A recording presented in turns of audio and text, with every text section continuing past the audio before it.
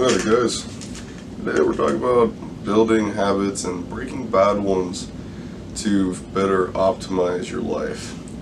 I have a few websites I decided to grab, like elevate.org, ucla.org, and nih.gov. Just read through them, grabbed some information, and the thing is habits form who you are as a person, so this should be sorry, I got stuff in my lungs. Should be very important to you, because if you can make it so it's effortless to do a lot of good things, you'll just become a better person all the time. So you understand the importance, little steps equal big things, so I don't really need to explain that. But with elevate.org, it talks about the 5 steps in building a new habit and replacing bad habits with good habits. So the first step is to make a goal. Now, I use myself as an example. I want to be skinnier. So what are some little things I can do? So I decided to make myself a protein shake to help build muscle, to increase my metabolic rate. I do work out, and there's a lot of things, a lot of benefits. So I start my day off with a protein shake. Then make small milestones. Honestly, the milestone is finishing it. It sounds really simple, but the thing is, you want to make milestones small because it's rewarding to hit milestones. It's kind of like completing achievements in a game. There's thousands of little achievements that build into you. So like in video games, you start out like as this weak peasant thing, then you end up saving the world, and you do a bunch of little things to get you there. Then the third step, the new routine, you gotta force to keep the new habits. So like every morning I have to make sure I'm doing this. And that's the thing, is it's like, I'm not saying you should willpower it, but maybe at first you have to, or find ways to do it. And then the fourth step is make it easy and rewarding for the small steps. This tastes good.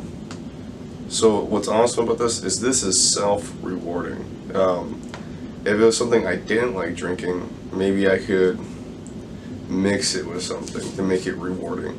Usually people get to the third step and they force themselves to do it. But you want to make it rewarding by itself. Like when you first start walking, it's very uncomfortable, you're out of breath, it's too cold, it's too hot, you don't really enjoy the nature and the view. Sorry about that. But after doing it for a while, it becomes more and more rewarding and better and better. And then the 5th step, so this is meant for people with addictions to like alcohol and stuff. It says ask for help. In reality, most people aren't going to look towards me for that kind of, advice. So I decided to modify that one. Challenge a buddy. So I want to lose weight. So what I would do is I'd go to a friend and be like, hey, let's go on a 10-minute walk every day, or 100 push-ups every day. Like, both help me lose weight, and both are something a buddy's willing to do with me. And yeah, it says ask for help, so I decided to edit it. You don't have to do the 5th step, really. If you're able to keep yourself in line, that's awesome. But just know that you are the sum of everyone around you. You may be like, oh, I'm original, but the thing is, I'm not telling you you're not, but you are the end result of the people you surround yourself with, so keep that in mind. And then to the next website, ucla.org, it had a really good quote. People with the most success in staying sober tend to get involved in a range of pleasurable activities and do them frequently. I don't know what kind of activities they're doing, because this varies from person to person. But you know, I want to lose weight, I want to stop eating unhealthy, so maybe me going to the gym and hanging out afterwards with buddies is activities I enjoy and I can do afterwards. And there's a lot of things you can do. It doesn't have to be the gym specifically. I just recommend making a end goal, because my end goal is to be able to see my abs.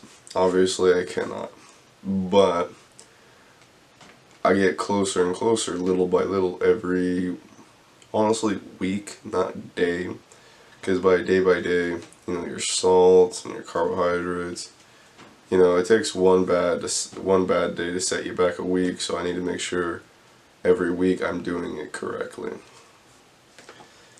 And oh, for that quote, that's by Suzette. I'll fucking link her up. And then there's another quote about from the NIH.gov by Dr. Roy Baumeister. I don't know how to say his name. Self-control is like a muscle. Once you've exerted some self-control like a muscle, it gets tired. And you can strengthen the muscle with being more aware of things. So like, you know, having a food journal, writing it all down, that actually is one of the biggest steps and one of the fastest and easiest things you can do. You just need to make it applicable for yourself. And then there's another thing where it was talking about how you gotta stay away from bad things that correlate to bad things. And this is good for true things that correlate with good things. So, like, I have a buddy that I correlate with fast food. And, you know, if I want to lose weight, I need to be with him physically less, because when I'm with him, I correlate him with fast food, so then I eat more fast food and I get fatter and all that. But then I have another buddy that I correlate walking with and having long conversations with. So then maybe I should just go on walks with him and, you know, hang with him, because you are the sum of what you surround yourself with.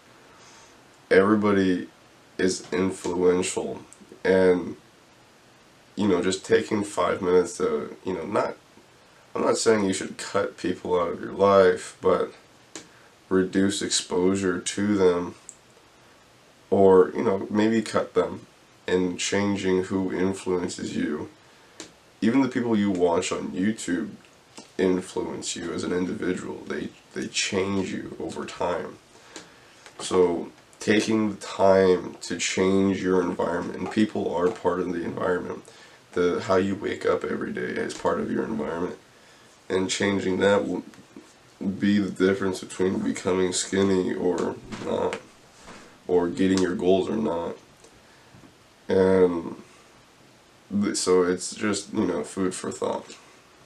Alrighty guys, take it easy.